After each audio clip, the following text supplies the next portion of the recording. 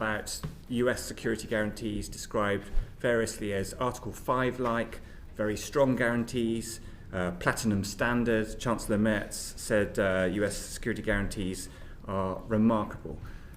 Please could you describe how these security guarantees might operate and what the UK contribution might be to them? So I'm going to just, I think, recognise that some of these discussions are still ongoing.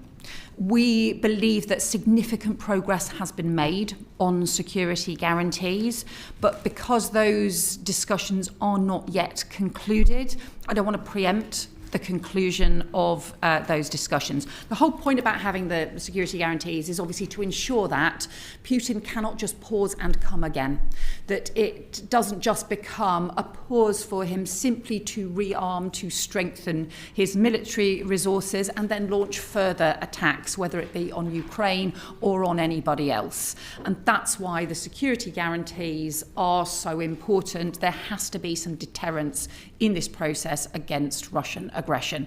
So those are the issues that we are looking at. That's why we've all talked about a just and lasting peace. But I think, unfortunately, apologies to you and to the committee, it would be premature for me to talk about the detail of that at this stage.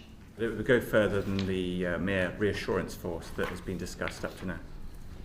I think, look, we have to all be able to have that confidence. Ukraine has to have the confidence that that any agreement doesn't simply mean that Putin then goes further again 12 months later or 6 months later. But those are also about guarantees for other countries concerned about security and stability across Europe as well. The only other thing I would then just reiterate, and the point that I made at the beginning, is that ultimately, we have a huge amount of work underway between Ukraine and the US and supported by European countries. Frankly, I do not yet see commitment from Russia to sign up to peace, and they could do so at any point. They could sign up to a peace process, and actually that is the where we need the pressure. That's one of the reasons why we're continuing with the pressure around sanctions on Russia, the economic pressure, and also pursuing the issues around Russian sovereign assets as well. Ask about SAFE. I wasn't planning to. Right, okay. I'm curious then to know about the UK-EU cooperation around arms, and specifically the shortcomings around SAFE that we've seen in recent weeks. Might we see any further re-engagement between the UK and the European Commission on SAFE talks in the new year? Look, the timescale and the cost made this not value for money. We were always very clear we needed a value for money, but as you know, we continue with strong defence partnerships anyway. There's a whole series of different ways, including third country terms that we can be part of, all of those programmes, and we continue to have direct defence agreements and partnerships with a number of different countries. We've seen the new agreements, obviously, with Norway and other countries as well. But we're not currently proposing to reopen the discussions around SAFE.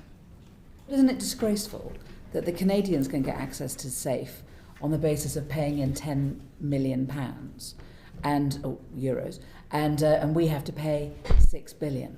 I mean, what is going on? You know, we play a leading role in the defence of Europe, and why are we not allowed into SAFE? Well, as I think we've made clear, we're only prepared to be part of arrangements that work as value for money. And I think that has to be a guiding principle for us. But we have a lot of different defence partnerships, whether it be around frigates, whether it be around GCAP, whether it be around different forms of not just defence cooperation, but defence procurement with other European countries, that we will continue to do so. The work that we did, we've seen the Carrier Strike Group on its return from the Indo-Pacific as it came back through the Mediterranean, the partnership with Italy, the partnership with Norway, those partnerships are immensely important. They will continue to be so. We will continue to be part of a strong defence arrangements with other European countries. Okay, You want to go on to Russian sovereign assets, Phil? Yes, Foreign Secretary, on the Russian sovereign assets, are you able to say what progress has been made in seizing those assets held both here in the UK and further afield? So the assets are frozen, and you will have seen there was a further vote in the EU Council, I think last week, to sustain the freezing of the Russian sovereign assets. What we want to be able to do, though, is to mobilise those assets to help support Ukraine and to be able to provide the investment for Ukraine. So the UK supports the reparation loan proposal that the European Commission have put forward, and I am continuing to have discussions with other European countries, other foreign ministers, about the support for the making sure that those Russian sovereign assets can be mobilised to support both both military support and also economic support as well for Ukraine. Frankly, I just think that Russia should pay for the damage that they have done to Ukraine, and that's why this is the right thing to do, as well as increasing the pressure on Russia to come to the table. And this isn't just a discussion about Russian sovereign assets. Almost 4 years after Putin's full-scale invasion of Ukraine, we're still in a position where the £2.5 billion proceeds of the sale of Chelsea Football Club tied to Roman Abramovich is still frozen. When are we going to see the proceeds of that sale dispersed to support Ukraine? I've been working extensively on this, and hope to be able to update the committee as soon as possible on this. At the moment, we have been doing a huge amount of work over the last few months, and hope to be able to provide a progress update to the committee very soon. Might it be possible to write to us with a bit more information? I certainly can, yes. Thank you. Thank you, Phil. Dan. Thank you, Chair. Good afternoon, Foreign Secretary. You recently warned about an escalation in hybrid threats from malign foreign states who are seeking to undermine democracies across Europe. And I think we've missed a statement in the House of Commons today on electoral resilience because we're sitting in committee. But I wondered if you could tell us how you're making this a priority within the FCDO. Yeah, so I think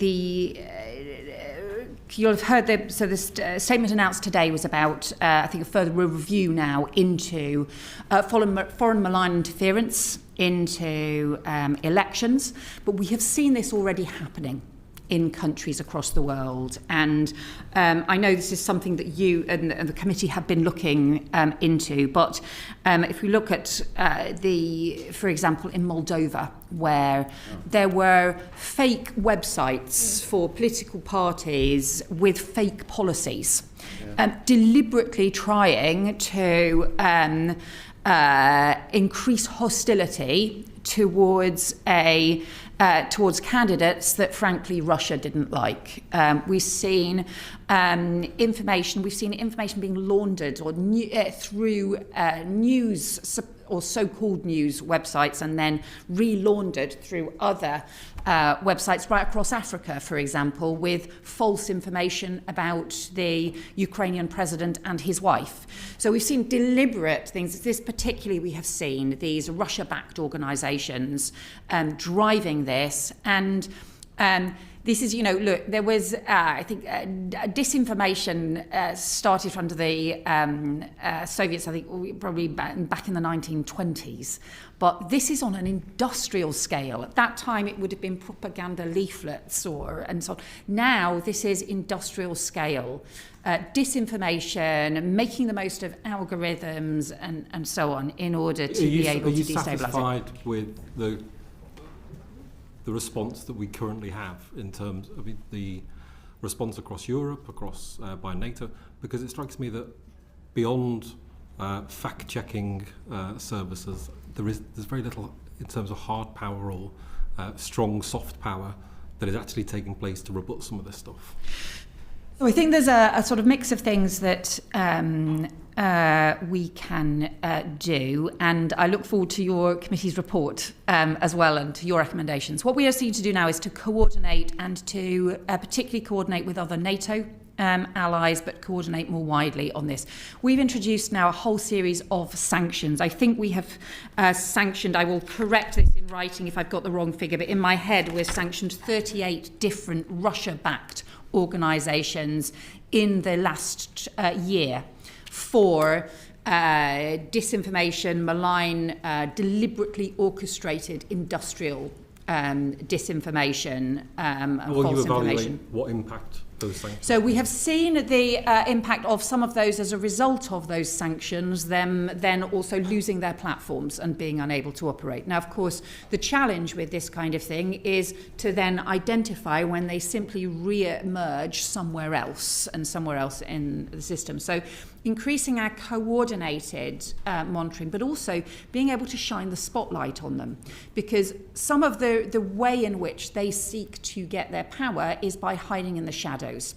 So the very fact of shining a coordinated spotlight on them is an important part of diffusing the power that they have, but also then the process of using sanctions, using those kinds of additional powers and things against them as well, and looking more broadly at how we see this as part of hybrid warfare, of hybrid threats, of hybrid some of the cyber threats and things as well.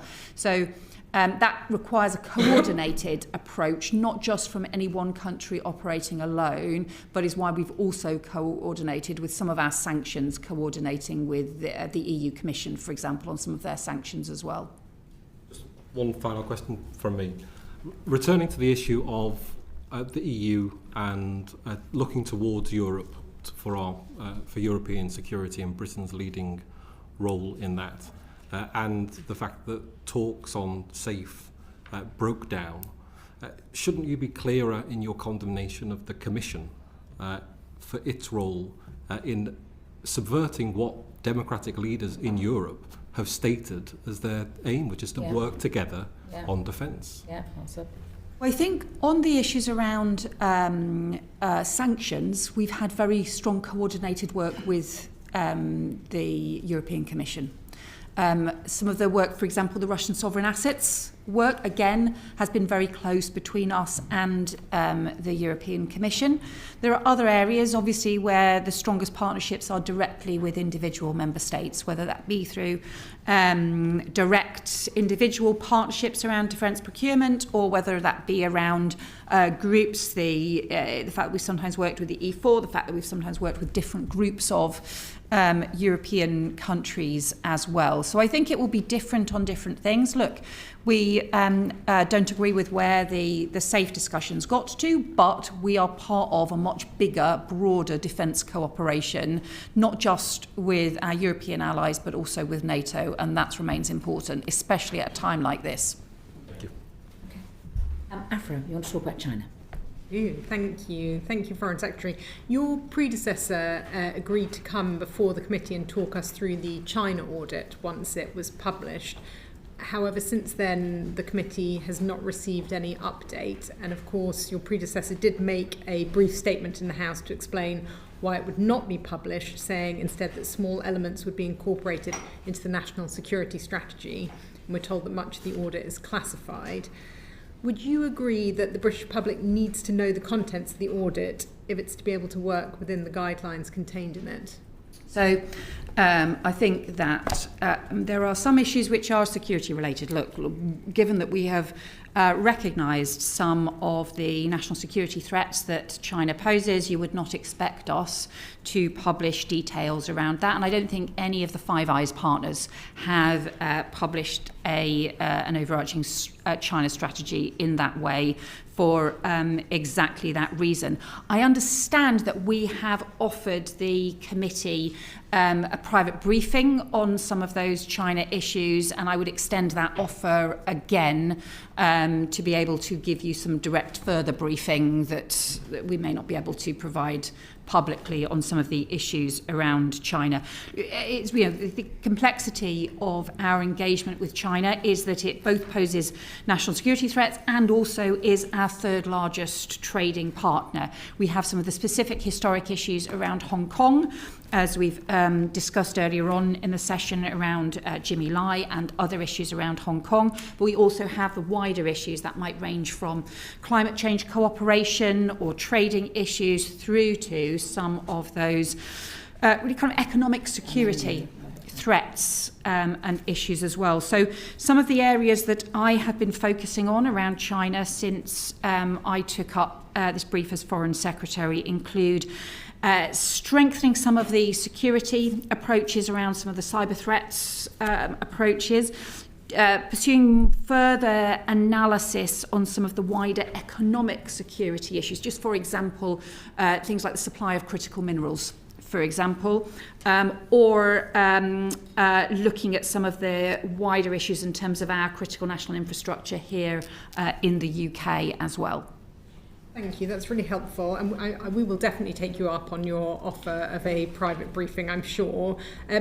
Just to note, though, that I was of the understanding that a number of UK allies and partners, including the Netherlands, Sweden, Switzerland, Finland and Germany, have all published explicit national China strategies. Yes, I think some European countries have, but not Five Eyes countries. And if you talked about just now the kind of wide remit of areas that our relationship with China touches on.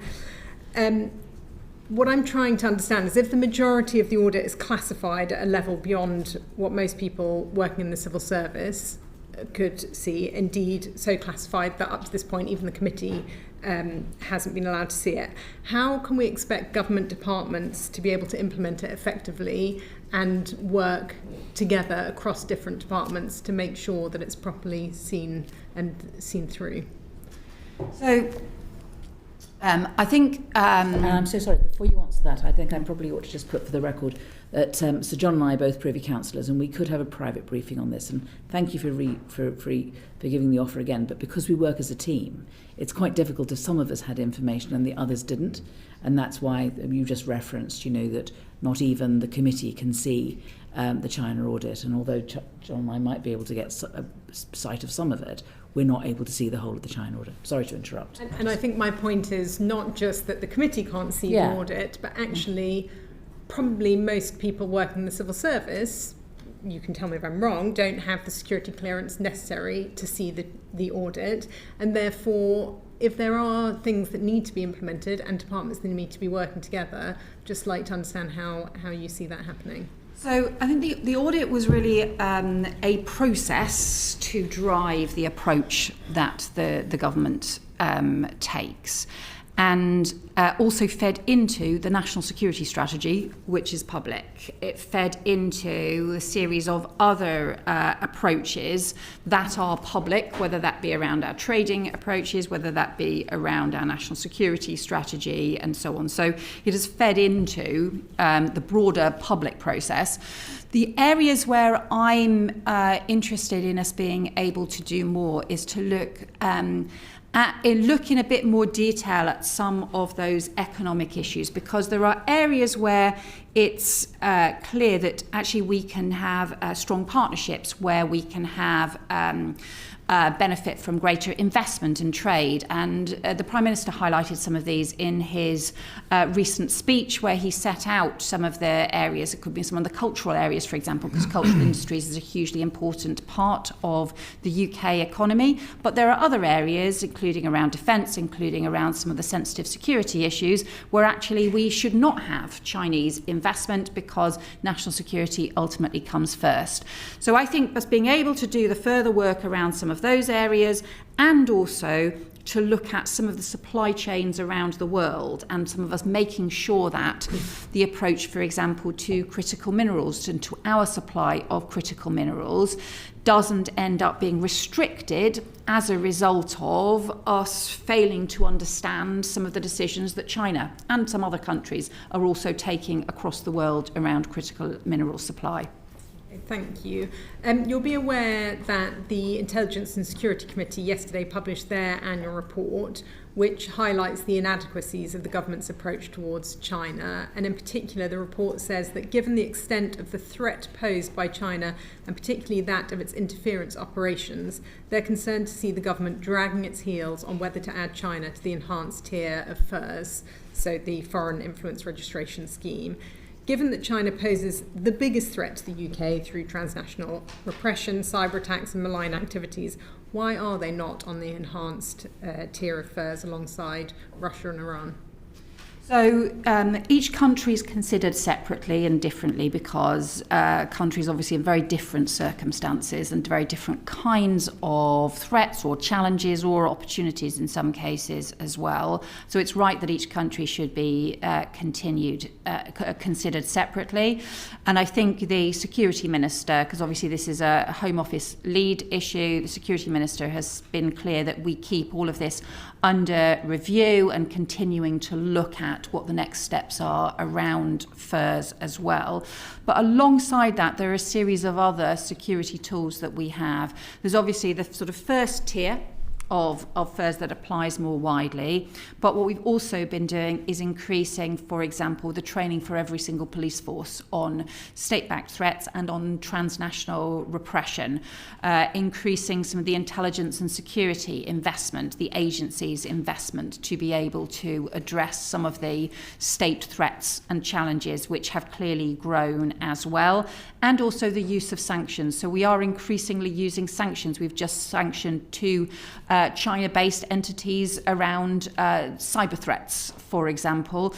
And we are also increasing the use of sanctions, including in China and India, around the backing for Russia's war effort in Ukraine and some of the Russian oil and gas operations as well. So we can use the sanctions, we can use other security measures, and also the sort of security and intelligence side of things as well, and also looking at what further legislation might be needed in any of these areas. I'd like to ask you about the plans for the new Chinese embassy. As you know, the China Super Embassy planning application is causing a lot of concern for many people in the UK who oppose the regime and for others. The current proposal will see the embassy built in a prime strategic location in central London, next to the Tower of London, on the site of the Royal Mint, becoming the People's Republic of China's largest embassy in Europe and built in close proximity to critical communication cables servicing the City of London's financial district. Are you concerned about what message this sends our international allies, particularly the United States, who are concerned about the security threats that China poses? National security is the first duty of any government, and so we clearly take any security issues immensely seriously. Obviously, look, it's part of the diplomatic processes that countries have embassies, and we have embassies all over the world. Countries build new embassies, close old embassies, and so on. So that is not a novel process. You will understand, obviously, there is an independent planning process that is underway, and it would be wrong for me to cut across an independent planning process. But we also do have extensive consideration of security issues, and as well as the Home Office and also the Foreign Office and also the agencies also involved in the consideration of those security processes. Back in the spring, when I was Home Secretary, alongside the then Foreign Secretary, we wrote to the planning process to raise a series of security issues and to say that further work needed to be done for those to be addressed.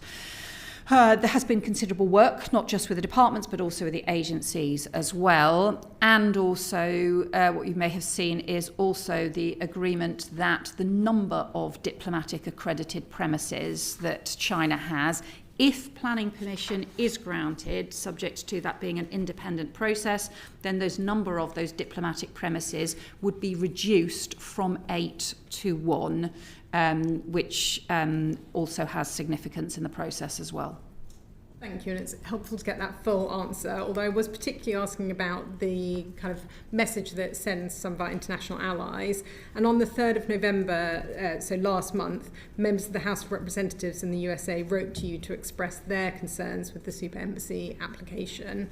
They said, as one of our closest allies with whom we share a special relationship, we're writing to raise concerns about the People's Republic of China's egregious attempt to construct a super embassy on the site of the Royal Mint Court, a strategic location in central London. We write to urge the denial of the proposed construction and encourage full consideration of the ramifications of allowing such a development to proceed unchecked. So I just wonder what your response is to their letter, and whether, in light of their concerns, you've reviewed your position on the embassy. So what I can say is, in terms of our discussions, both our between our agencies and the US agencies, and also between the government in terms of the UK government and the US government, we have extensive discussions about all of these issues, including about security issues, including about embassy issues, not just in the UK but all over the world as well. So we have a lot of close briefing, information sharing and collaboration on all of those issues. And ultimately, to be honest, it's like the most important, national security is the most important issue to us. So actually the starting point is we make sure that we are maintaining our national security, and we do so with the full advice and details from all of the security and intelligence agencies as well. And, you know, as somebody who spent 15 months as Home Secretary and has seen some of the detailed threats, challenges and issues that we face, I can assure you that I take all of those issues extremely seriously myself. Thank you. I want to ask you about the 1,000 Mandarins speaking Mandarin that your predecessor said we were going to get, but we don't have enough time, so I'm going to ask John. Because I'm not sure I have the answer to that in front of me, so I would definitely have to write to you on that one. But I'm sure the Permanent Undersecretary would know the answer. Foreign Secretary, can I ask you about three aspects of the UK's soft power, something that we have traditionally been very strong at? The first one, which we explored with the Permanent Secretary last week, is the position of the British Council.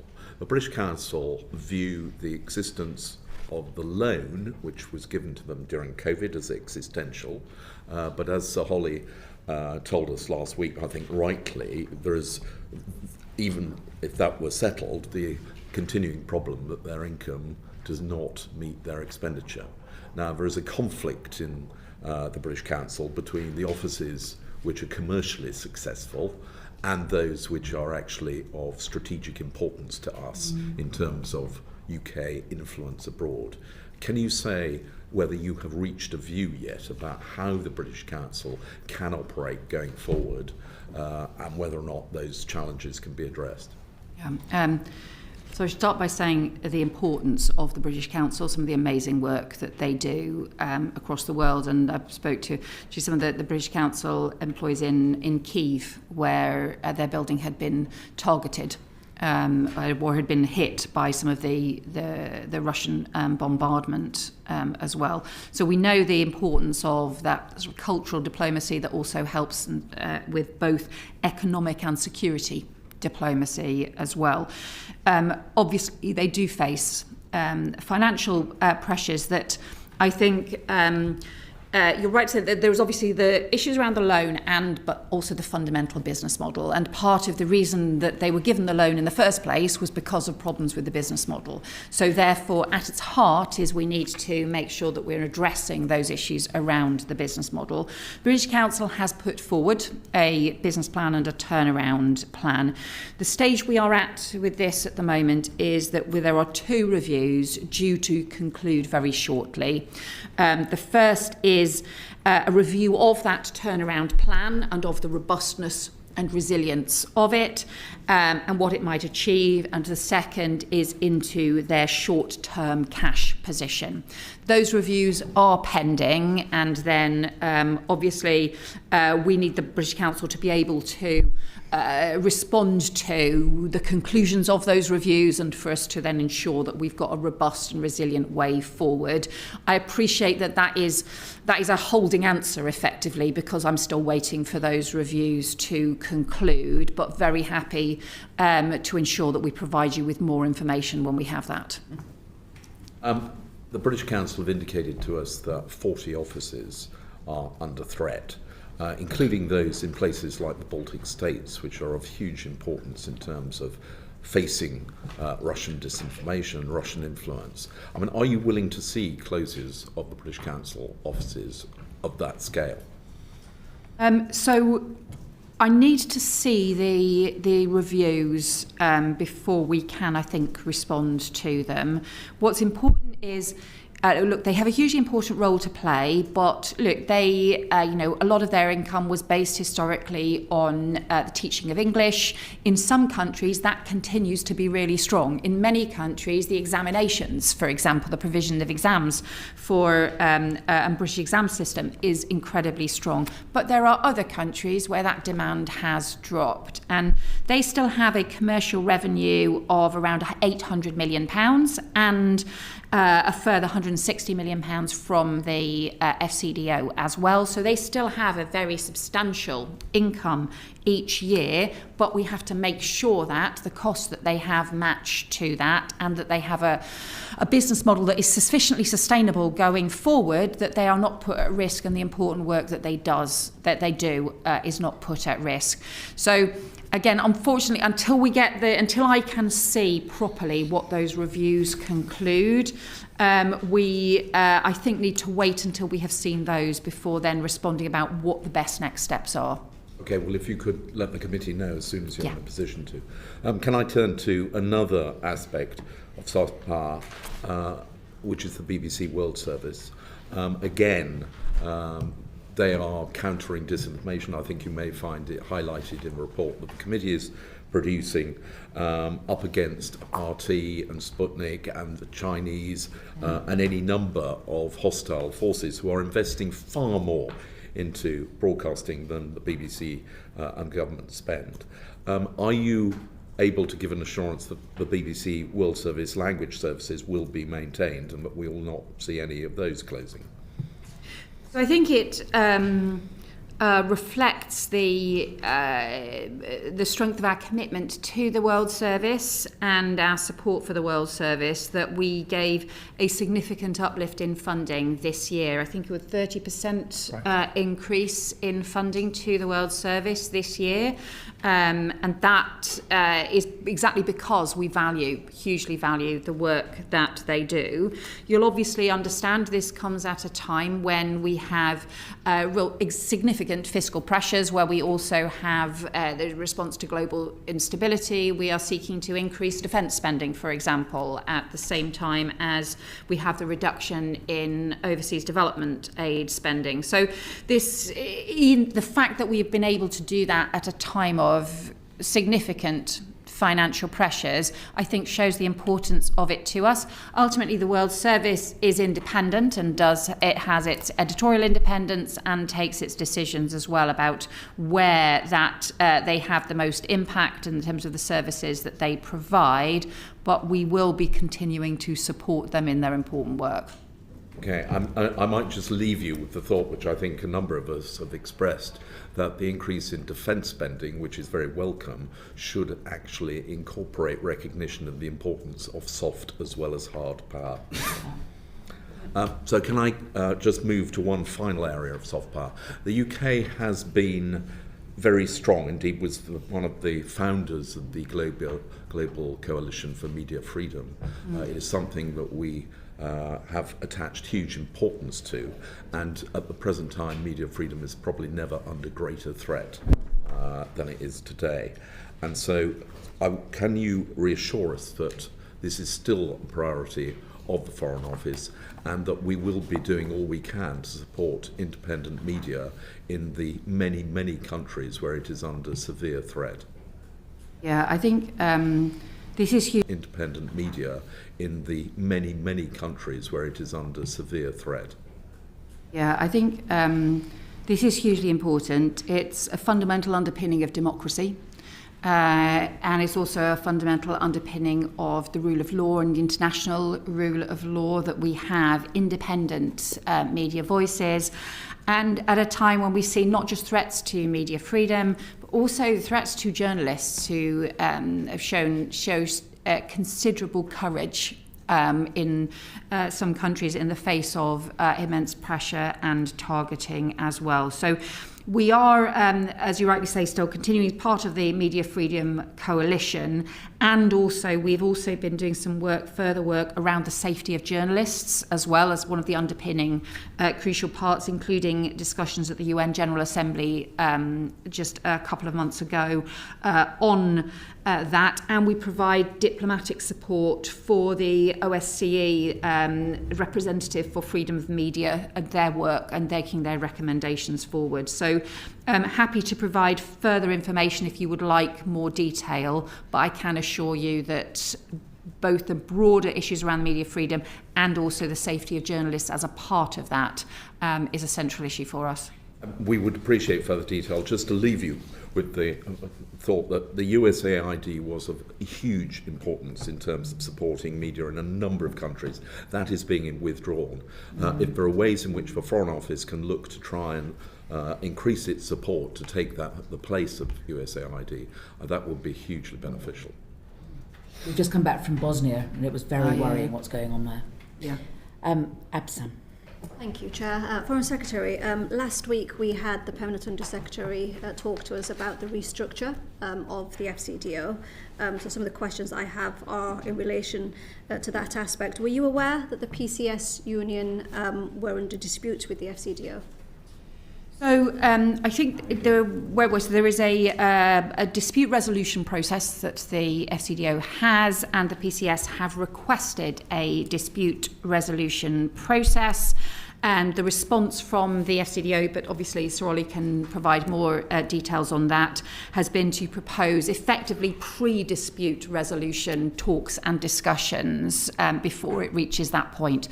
So that's why I think the assessment had been that we are not formally in the dispute resolution process, although that is what the PCS have requested, but that there are further talks and discussions taking place with the HR. Does that teams mean as well. that the process is going to be paused in line with the protocol? Because I think the protocol does require that discussions would pause any further restructure until the dispute is resolved. I'm going to hand to Sir Ollie for the details of this one. Thank you, Foreign Secretary. As I hope I explained to the committee last week, we're not currently engaged in a restructuring. Formally speaking, in the Foreign Office, I was open with you about the plans we have to continue to try and reshape the headquarters in accordance with What's the difference between reshaping and restructuring? No, restructuring is the formal HR way in which you achieve a reshaping. There's no difference. Reshaping is English and restructuring is HR. So we're not currently restructuring anybody. And what I tried to explain to the committee last week is that we will be. Have received an at-risk notice, so presumably there has been some discussions in relation to restructuring. Otherwise, staff members would not have received those letters. Yes, Ms. Mohammed, I tried to explain to the committee previously, we have undertaken 2 restructurings so far in 2025 at the 2 most senior tiers of the organisation at headquarters, but we are not currently engaged in a restructuring process. Okay. It sounds to me like there is some sort of restructure taking place there. I'm not sure if it's just semantics here. Is there a strategic overview in terms of deciding where staff are going to go? I'm not sure if this is for the Foreign Secretary. Are you looking at things on the whole rather than deciding bit by bit that certain staff members will lose their jobs without doing a full review? So the starting point from this is that over the last 10 years, there had been a very substantial increase in the workforce compared to the combined workforce of the 2 departments, the Foreign Office and DFID, 10 years ago. And with the combined department now, the staffing increase, I think, is something like 25% increase in overall staff, and within which that is a 40% increase in staff in the UK. So that obviously is a very big change in the course of 10 years to have such a focus on UK staff. Alongside that, we have, I think, to recognise the very significant changing world around us and the way in which the Foreign Office needs to respond with agility and be able to pick up more thematic changes, be able to deal with not just area by area of the world, but also look more thematically at some of the things that the government needs to be able to achieve abroad. So the fact that we now have some of the things that David had established was sort of a thematic approach around security, around economic prosperity, around migration, which is an area that I have also expanded, around climate, around development, and around effectively not just Europe but international structures as well. And that we needed to be able to move and have a restructuring that reflected those priorities. So yes, there is a sense of what the overall priorities should be as part of this discussion, but in terms of then the detailed staffing decisions, those have to be taken through the civil service about how best to make sure that those staffing decisions are then made and how that can be done in the most positive way to ensure that we also have the scale of training, the diplomatic training and skills that we have for the future as well. And what kind of timescales are you looking at to complete? If I may, Foreign Secretary, we need to make sure that we have got a structure in place for the beginning of the new financial year. That doesn't mean, of course, that all the consequences of that structure will have been worked through by that point. But given our hearing on the annual report last week, we're trying to make sure that the overall allocations, budgets and workforce plans are in place for the beginning of the new financial year. So what will happen? So by April, presumably you'll have made the decisions about the numbers of staff, jobs potentially that may have to go. Yes. At that point. Okay, do you not think that that's too soon? Can I just ask us about this reshaping? What you've told us so far is that there's a top layer which is being shrunk, and then that top layer is being asked to put forward plans for reducing their staff below them between 15 and 25%. And that does seem to me to look more like cutting a bit of salami than it is about looking at how the FCDO's reshaping reflects the priorities of the Foreign Secretary. Well, what we're trying to do is make sure that, if we end up recommending back to the Foreign Secretary a completely blanket staff cut across every directorate, I think we would have failed. As the Foreign Secretary was saying, we're trying to take account of the thematic priorities she and the government have set the department, think about where the world has changed around us, and what I suspect we will end up with is some quite differentiated results across those different parts of the headquarters function.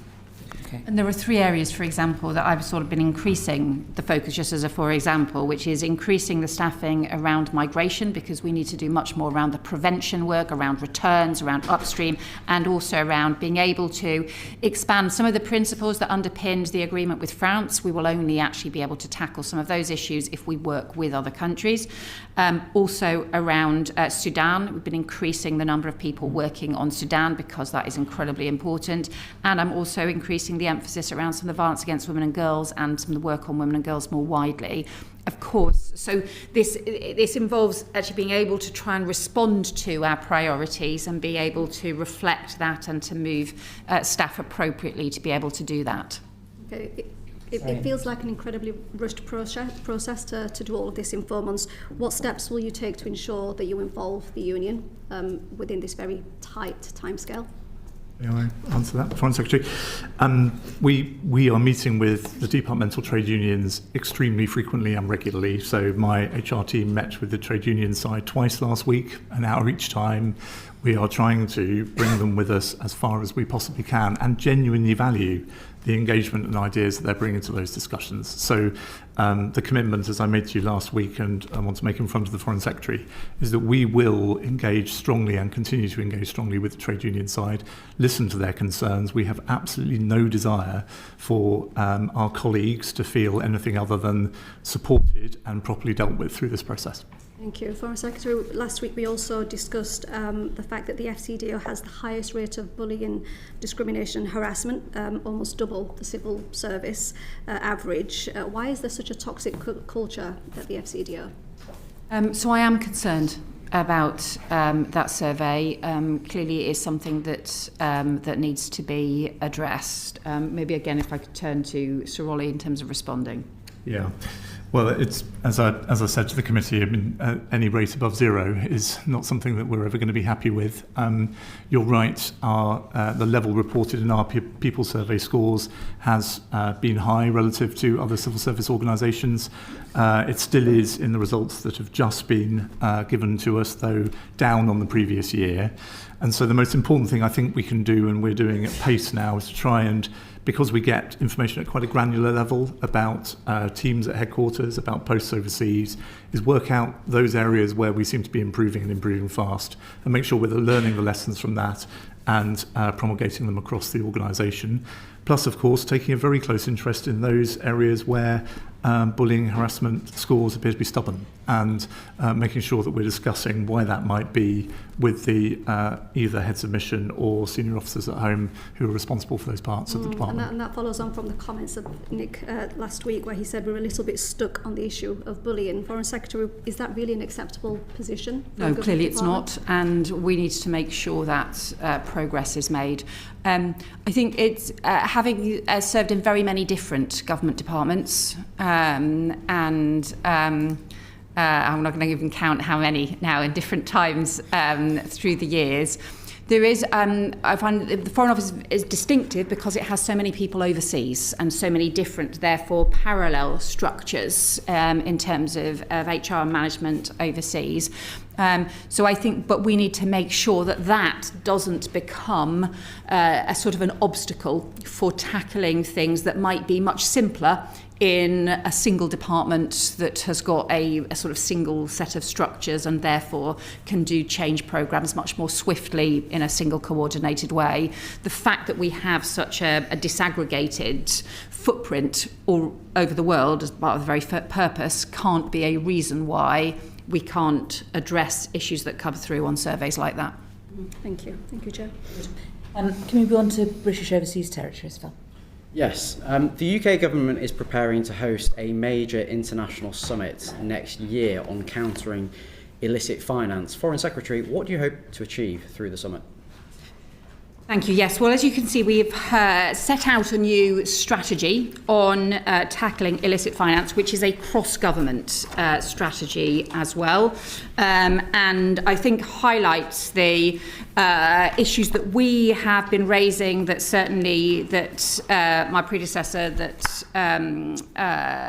David Lammy had been raising as well, about tackling issues around illicit finance. One of the key things as part of that has to be the work done in terms of overseas territories, but actually that is only a part of it, because there's also the further work that we can do using our expertise, whether that be around issues around sanctions, whether that be things around the Treasury, whether that be around just having stronger overseas and international and domestic leadership on tackling some of the criminal aspects and going after the money. So just as a for example, the work the Home Office has been doing with Italy on illicit finance that underpins organised immigration crime. So there are different aspects to this, and the whole point about doing the strategy was to bring all of this together. The point about being able to host the summit was to be able to show this is what, actually, if we have all of these different countries and agencies and organisations working together in a comprehensive way, that sharing of information, sharing of intelligence, that is how we will literally follow the money, go after the money, and be able to tackle the criminals who are at the heart of it. Now, you've spoken quite a lot in today's session before the committee about sanctions.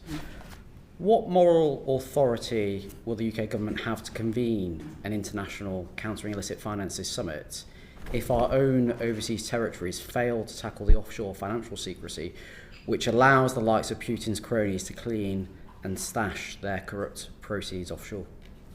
So I'd say two things. First of all, We do expect greater progress from the overseas territories. We are insisting on it, and I raised it in the Joint Ministerial Council with them recently. Some of them have made substantial progress, others have been slower, and our anti-corruption champion, Baroness Hodge, has been visiting some of those in order to hasten progress as well.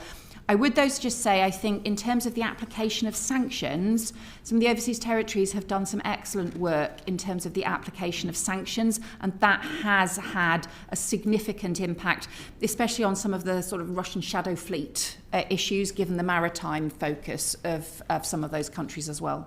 Thank you. One more question. You're right, good. Because we're running out of time. Thank you. Gibraltar, do you want to ask some questions? Thank you. Foreign Secretary, has the government received a copy of the McGrail inquiry report?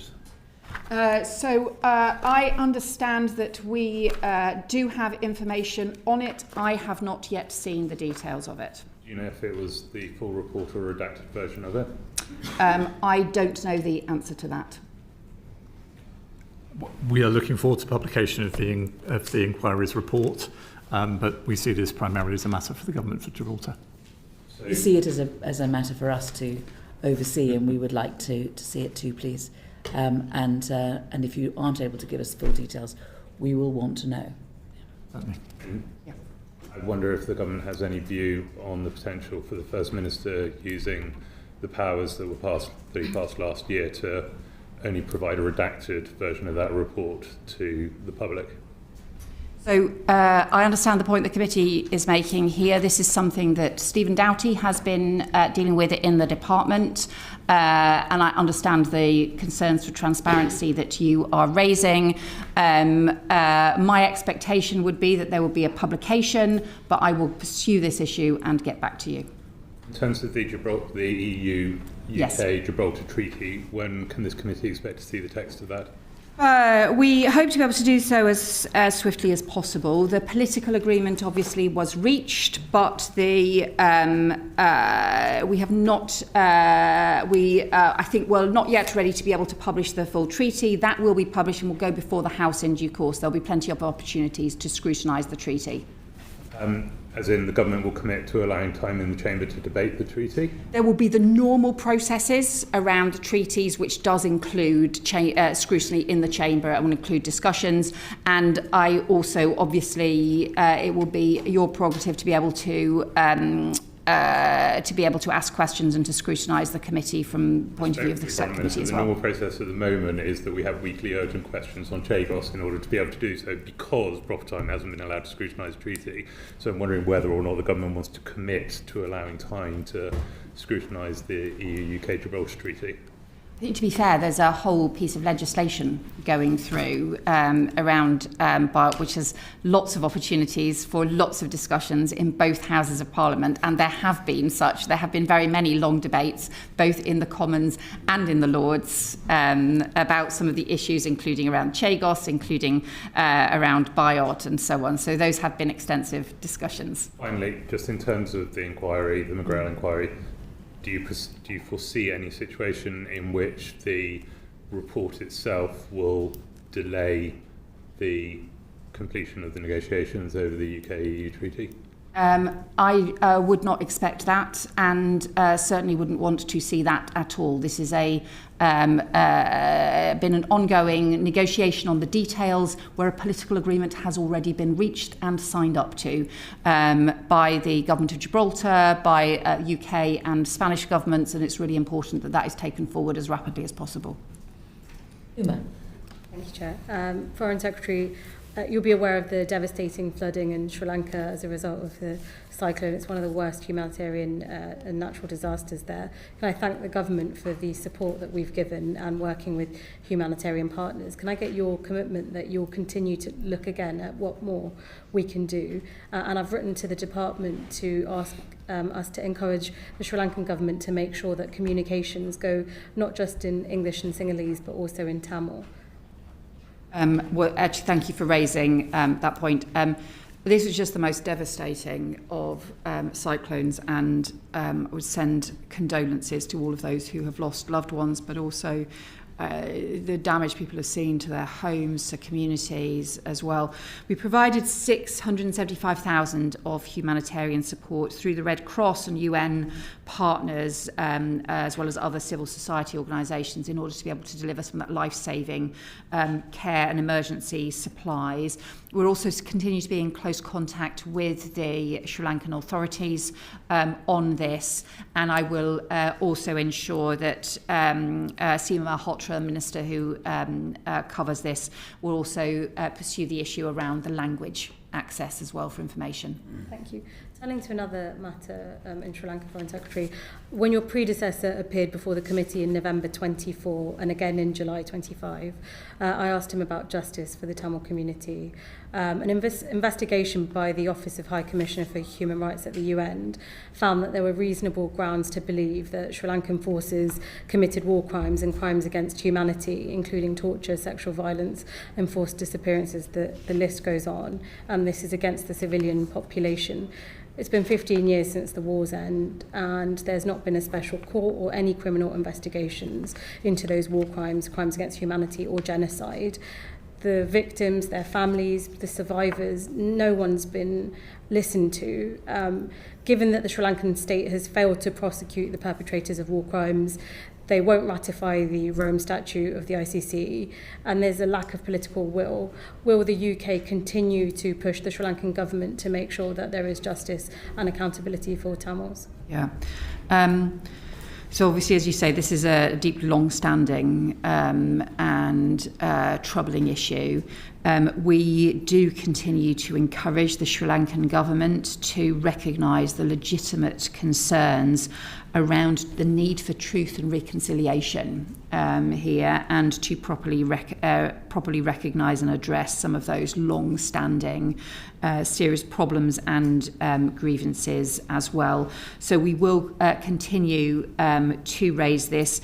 We have also pressed the Sri Lankan government to take transformation action and sustained action in terms of improving human rights, and I think, as you'll probably know, that we had sanctions, I think, 4 individuals back in March, I think, of this year as well on those grounds. So we see this as an issue moving forward as well. I welcome that, and if you're looking at further sanctions as a package, please do consider some of the other individuals that have been put forward too.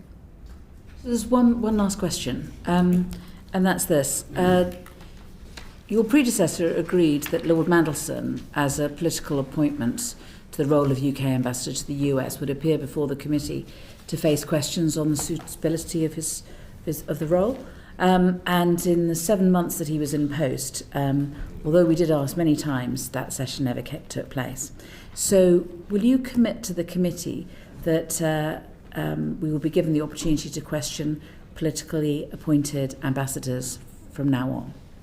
So I think what you would probably understand is for us to do hearings and so on while there is a political process or while there is an appointment process underway would, I think, obviously be very difficult. Yeah, but we do want ambassadors, including political appointment ambassadors, to be able to give evidence to the committee where it is appropriate to do so. So I can say that yes, we will facilitate that.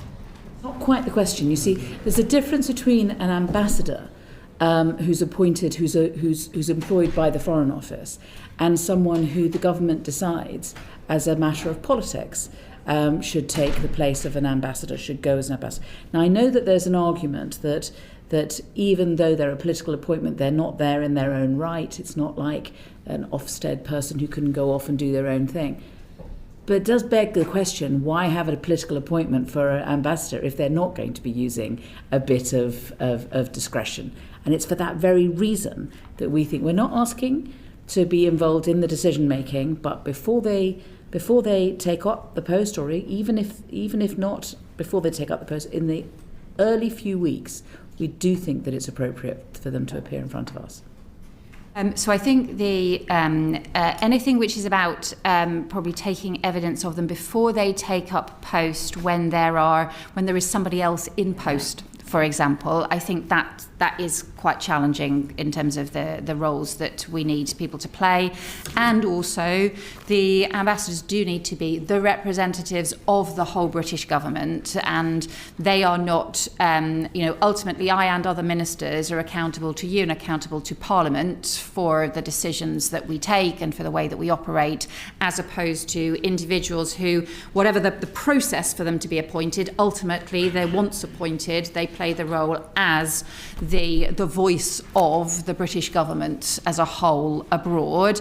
I do think, though, that you should be able to also ask questions of those who do these jobs abroad, just as you would, and any other committee would ask questions of civil servants.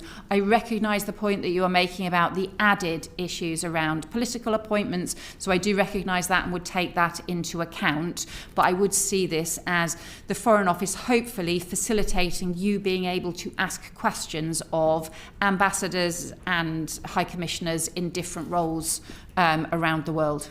We do think that there's a precedent, and we believe that we're losing it. So Ed Llewellyn came in front of the committee, Baroness Scotland came in front of the committee, and Lord Mandelson didn't. And we think that we don't want to lose this, because we think it's an important part that we play within this process.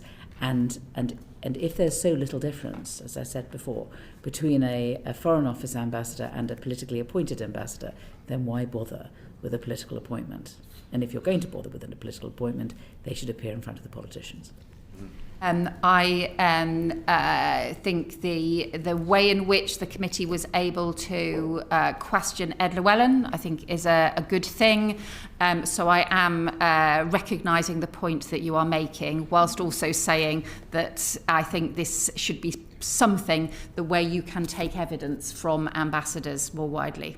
Forgive me, Foreign Secretary. I think I wrote you on this point, Chair. That I think Ed Llewellyn gave evidence to the committee after he took up his appointment in Paris. Yeah. No, and we're not, and we're absolutely. I hope that I've been. If I've not been clear, it's my fault. But I don't want to be involved. We don't want to be involved in the decision. We don't want to be, we quite understand it could be embarrassing for an ambassador who's still doing a job for another for the next person to be in front of the committee, possibly saying slightly different things. What with them being a political appointment and all. So we don't want that to happen. So we do appreciate it, but nevertheless, they should appear in front of us, and we think that we would add extra value if that's what happened. Anyway. Sorry about that. That was the end of it. And we would like to thank you for appearing before us today. And you've agreed to write to us on several points, and we look forward to those. And we look forward to seeing you regularly in as part of our job, scrutinising the Foreign Office, and wishing you a happy Christmas. Thank you. Thank you very much, and happy Christmas.